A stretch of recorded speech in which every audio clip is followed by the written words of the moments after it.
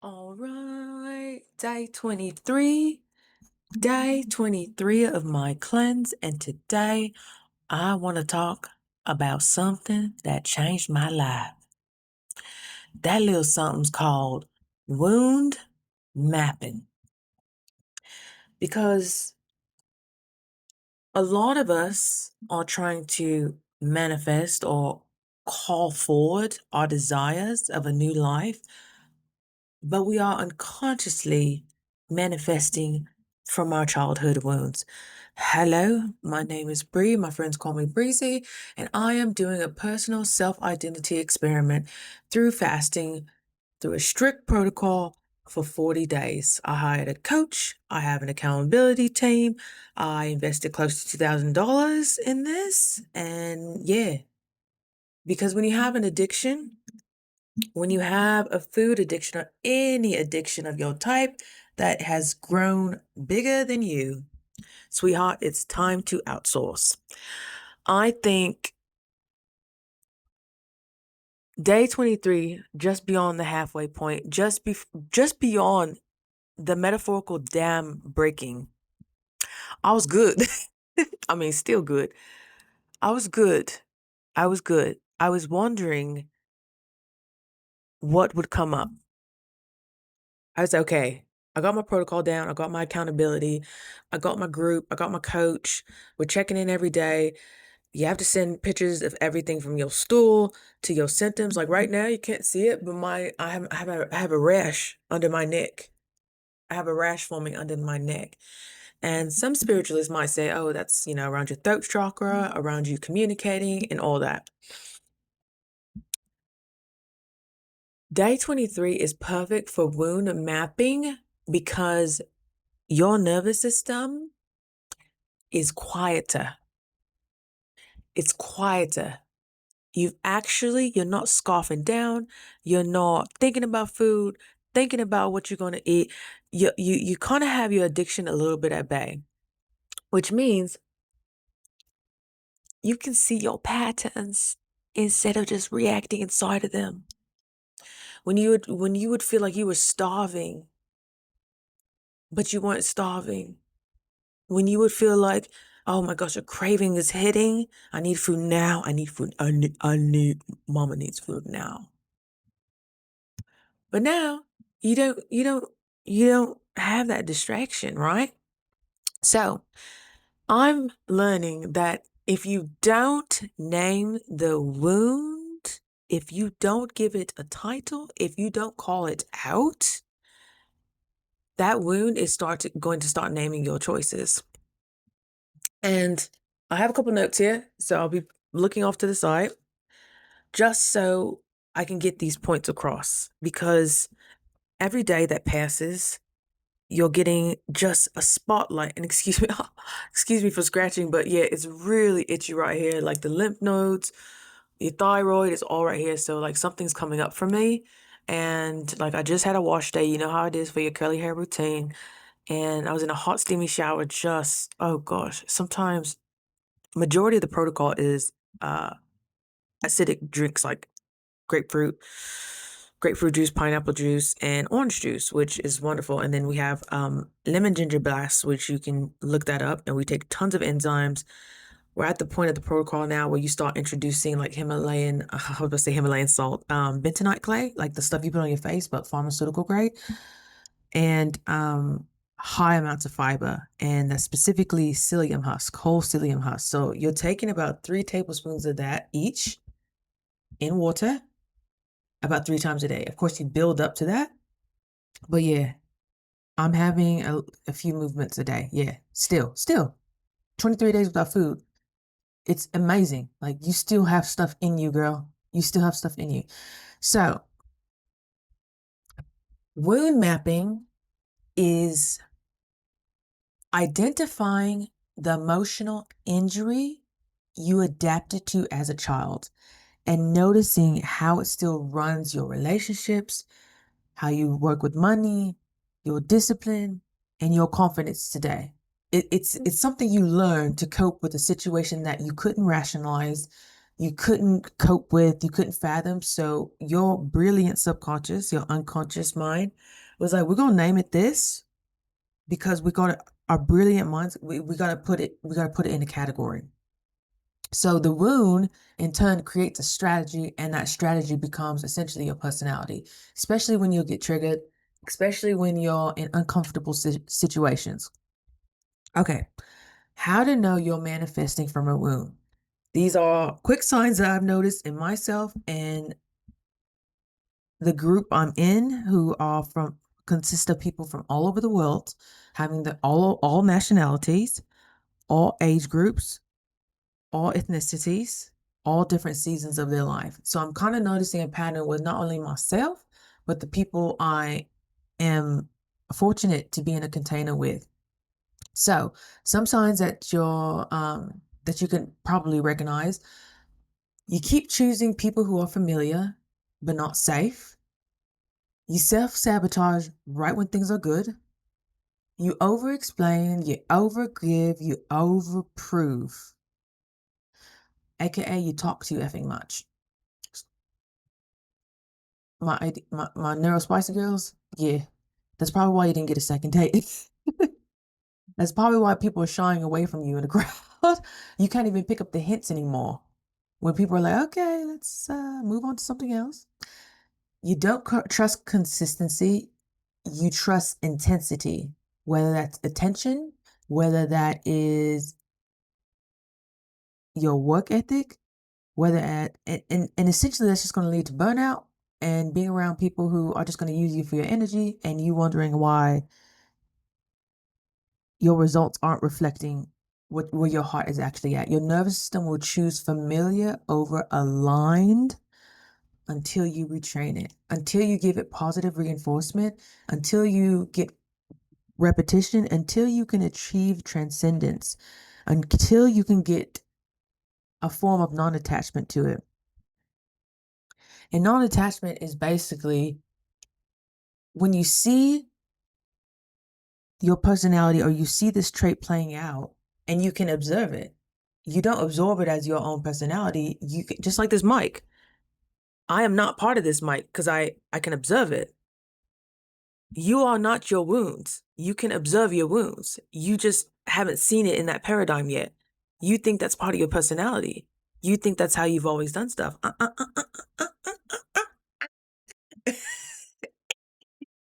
No, no, no, dear. No, no, no, dear.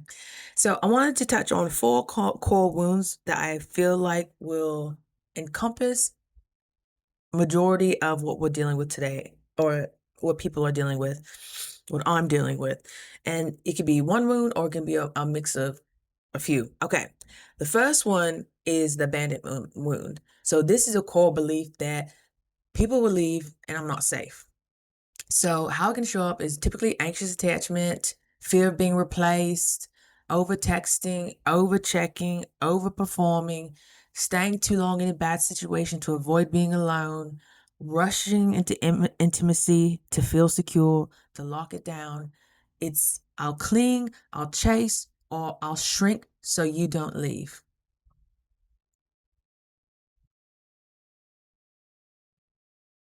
Do we have any witnesses out there? Does it sound familiar? Or just a speck of it? Yeah. I am safe. How you reframe this is I am safe even when someone is uncertain. That has nothing to do with you, sweetheart. It has nothing to do with you. I know, and as I bring this stuff up, core memories, nothing's getting filtered through numbness anymore. Nothing's getting filtered through gluttony anymore. So I can retract, and I'm getting goosebumps.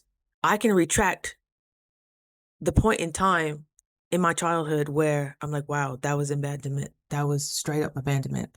I had three scenarios just as I'm talking to you. I had three scenarios pop up. I'm like, whoa, do I finally just want to sit with it and actually close the loop of how this has nothing to do with me? It doesn't have anything to do with my worth. It doesn't have to do with anything. We have no idea what these people were going through. Typically our parents or our guardians, they probably didn't even know this would play out in the long run because nobody was really talking about this research. Nobody really had access to this information. I'm gonna try to get through these these quick. Okay. So the next one is guilt. My needs are too much. I'm wrong for wanting. Woo, woo.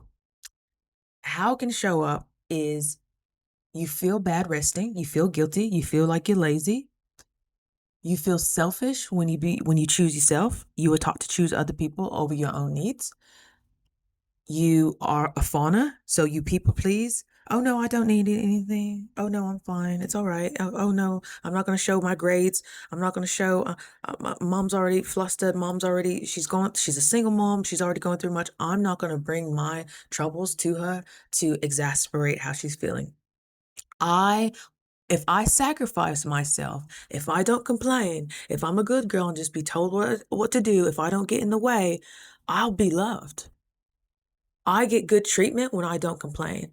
I get good treatment when I don't express how that hurt me, when you yelled at me for no reason, just because you were angry from work. I get good treatment if I just stay quiet. That's tough on a kid. And you're setting the foundation of suppression. You're setting the foundation for addiction. Woo, it's all coming up. I'm telling you, as I'm talking about it, I'm like, woo, girl, you got this. You got this. Okay. So, how we reframe that is my needs are valid. Your needs are valid. I don't have to earn love through suffering. I don't have to earn attention through biting my lip, through staying quiet, through not expressing how this really hurt me, through not expressing how this really feels. Because it's a pendulum. Now you can express your joy. Now you can express graduating college and the joy you felt. You can't express winning competitions. You can't express happiness getting a scholarship. Oh yeah, that's just, yeah, it is what it is. You don't celebrate yourself. And you don't celebrate or not celebrate, you don't acknowledge grief either. You have somebody die in your family and you can't even bring yourself to cope with it because you can't accept it. You haven't learned how to metabolize it. You just push it down. You think it's gone, but no, it's an open window and it's draining you and it's pulling on your energy. How we reframe this once again is my needs are valid and I don't have to earn love through suffering or through my silence. This is going to show up in your marriage. This is going to show up in your friend group. This is going to show up with people trying you until you get so fed up and you get so angry and repressed. It's going to show in your face and you just blow up. I think women of color go through this too. This passive aggressiveness, these light signs of, living in the American culture. I love America. I love my country. But these microaggressions, you feel them. People don't even have to fully express. So it's like, okay, well, let me not show up as a threat. Let me not show up as too crazy. Let me straighten my hair so, people aren't touching my hair or curious about how my hair looks or saying it's unprofessional or whatever. It could be whatever. And you just learn to silence yourself until you have an outburst and you got to relocate to Arizona. We're trying to prevent that. Number 3, trust. People aren't reliable. I can only depend on me. Everybody got a trust room. How it can show up? Controlling everything. Everything. If people have ever given you the serenity prayer, you're a control freak. I remember my ex-husband gave me the serenity prayer. I was like, oh, okay. I thought that's why you liked it. You can't control everything. You can't make somebody want to do better. You can't do people's works for you. You can't orchestrate the family table. Sit down. This is not a PTA meeting. You have a hard time delegating. If it's up to you, if it's going to be, it's up to you. Everybody's replaceable, dear. In most cases, but of course not you. You're special. You expect to be disappointed. You may not admit this, but you expect for people to let you down or not do things to your standard. You test, ooh, you test people instead of communicating. I, oh, I think I used to do this for fun. I would test people. I can remember doing this ever since like elementary school, definitely high school. I would tell somebody a secret that wasn't necessarily like all the way true, and I would see if it would get out. I would see how many people, I would try people. I would talk about somebody else to somebody, like some outlandish thing, just to test and see if it would get back to that person. Most of the time, it never failed. But at that point, people were like, why would you say that? I'm like, I don't know how I got all these situations, but I would make up something. But I'm like, oh, because I did it for the thrill. I'm like, I know I can trust you. I did it for, I have a negative bias. I had a negative bias. I'm like, "Mm, where did I learn that from? I loved testing people, especially women, especially women. I'm like, I bet you can't keep this secret. Let me see if you can actually keep a secret. I'm gonna tell you something about her that is completely made up. And I would see if they would go back to that person and tell them. And then that person would come to me like, Bree, did you say this? Like most people even wouldn't believe I said that. I'm like, oh, maybe she misunderstood. And I knew exactly what I said. I'm like, I knew I couldn't trust you. Girl, not a way to live. Not a way to live. Emotional godness. This is for people, I feel like a lot of comedians suffer with this, where they're so used to performing, you won't get that intimacy. You will only get this face forward type of situation. You won't get the depth though. We'll say whatever it takes to keep the crowd light. We will, you can confide in us, but we will never tell you our intimate details. We'll take your intimate details and we will guard them. But no, you're only gonna let me down. You've already made the narrative for that person. If I stay in control, I won't get hurt. And that means controlling what comes out of my mouth. That means controlling what you can use against me. That means controlling any type of control that you might be wanting to put on me. How you reframe this? I can be discerning without being closed. Yes, people have to earn your trust. Yes, men and women trust differently. Yes, once that trust is built, or it takes just a moment to crash it all. Yes, but that's the risk you're willing to take in this lifetime because we're here to experience. We're here to experience betrayal, so we know what true trust and true love looks like. We're here to experience heartbreak, so we can know what a full heart feels like. Last one. The number 4 wound is neglect. I don't matter. My feelings don't matter. How it can show up? Not asking for help. Oh, oh, I'm getting tested in this right now. Right now.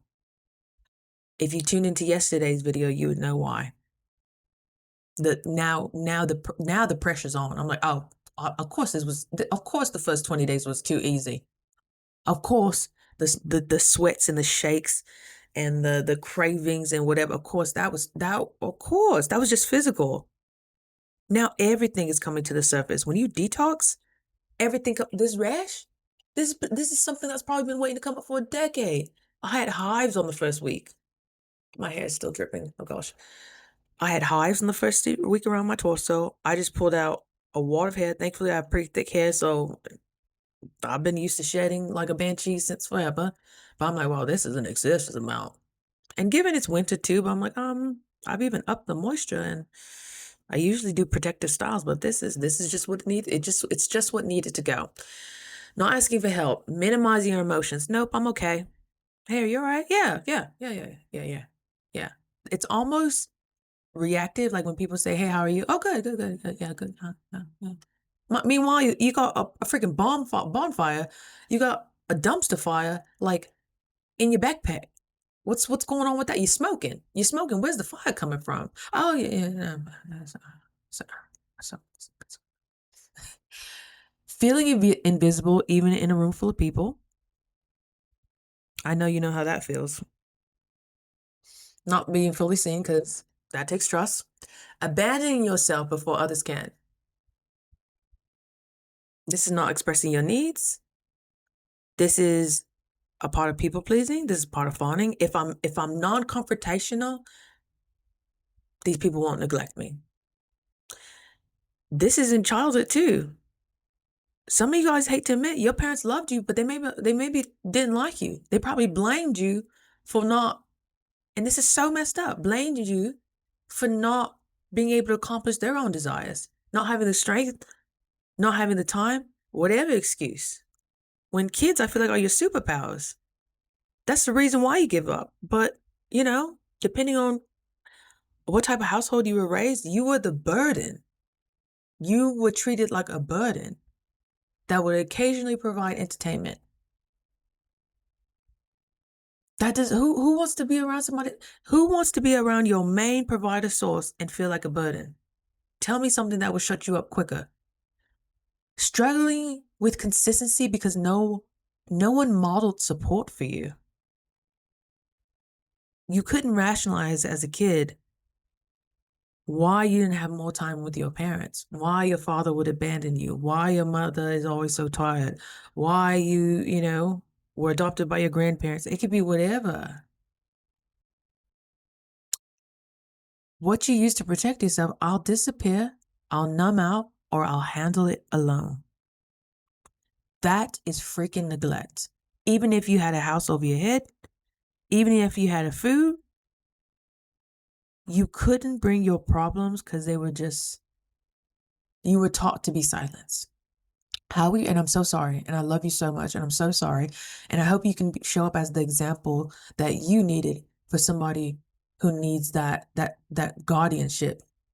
I don't have kids, but I show that to my damn dog every day. You are seen even if you act buck wild right now. He's a white dog in Idaho, and I'm sure if he was a human, he would be carrying he borderline MAGA, with the American flag coming out of his truck. Okay, but we teach culture here. He has a form of entitlement, and I work with it, and I let him know he's supported, but we have guidelines and we have standards to keep us safe and to keep us sane.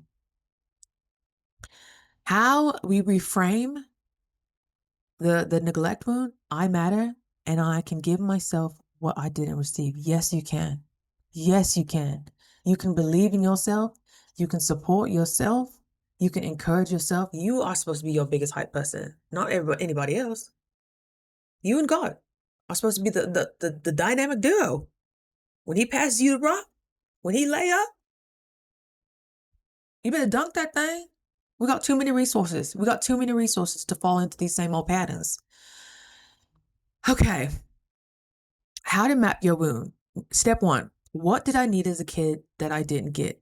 That could be safety, that could be attention, that could be consistency, that can be comfort, that could be protection. And that doesn't mean physical always. That could mean emotional too. That could be spiritual. Did you have a system that you could rely on?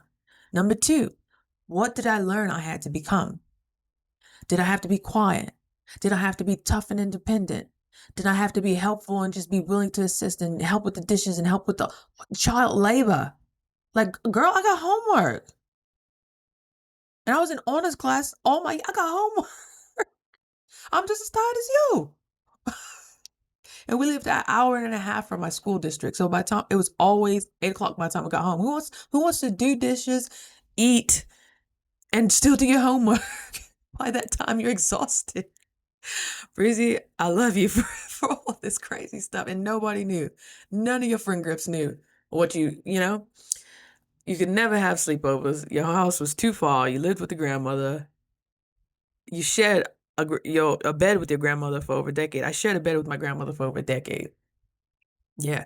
Step 3. What do I do now when I feel triggered? This is huge. Do you chase? Oh no. My needs don't matter. All your needs matter. Do you shut down? Do you freeze? Do you lash out? Do you fight? Do you overthink? Do you fawn? Do you overgive? That's a fawn. What you do?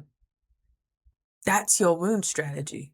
That's your wound strategy. You got to identify these. You name these things, and sweetheart, they lose power. Because now when you're in the moment, you can actually recognize, like, oh, and just like that mic, you could observe it. I'm like, oh, I'm overthinking right now. Let's observe this. Let's take a step back. Why am I shutting down right now? Why am I abandoning myself? Let's take a step back and look at this. Like, okay, all right. Then the pieces start coming together. So when we manifest from wounds, we don't choose what we want. We choose what we're used to. We choose the patterns. The abandonment wound manifests inconsistent love. The guilt wound would manifest burnout. The trust wound manifests isolation. The neglect wound manifests low standards. Oh, you're fine. You're fine just the way you are. I'll take it. At least it's something. It's all good. Your vision requires a new nervous system, and that starts with naming the fuck is going on. So next time you feel triggered, don't ask, what should I do? Ask which wound is talking right now. I feel like that's just the easiest thing to do. Like, oh, this looks like neglect. Okay? This looks like, oh, I'm guilty. Should I be guilty? This stuff all starts surfacing up, and it's amazing.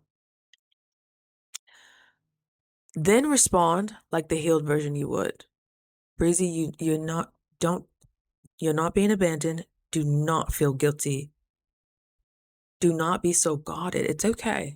I trust in my gut that I will move accordingly if somebody gives me a reason to act accordingly. You don't need to shame yourself for your wounds. You just need to start building your future self through them, or this pattern is just going to keep going and returning and returning and returning. Testimony to that. So, thank you for tuning in.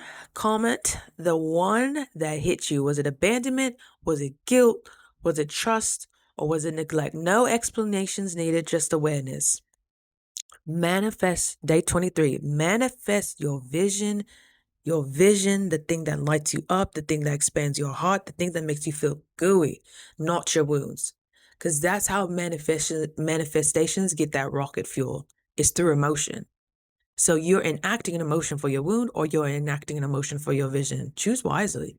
All right. I love you so much, and I hope to see you tomorrow. Okay? Is that all? Hold on. That is all. That is all. Thank you for going on this journey with me. And I hope you have a great evening from Idaho. I'll see you tomorrow. And I love you so much. And you got this. All right? Bye.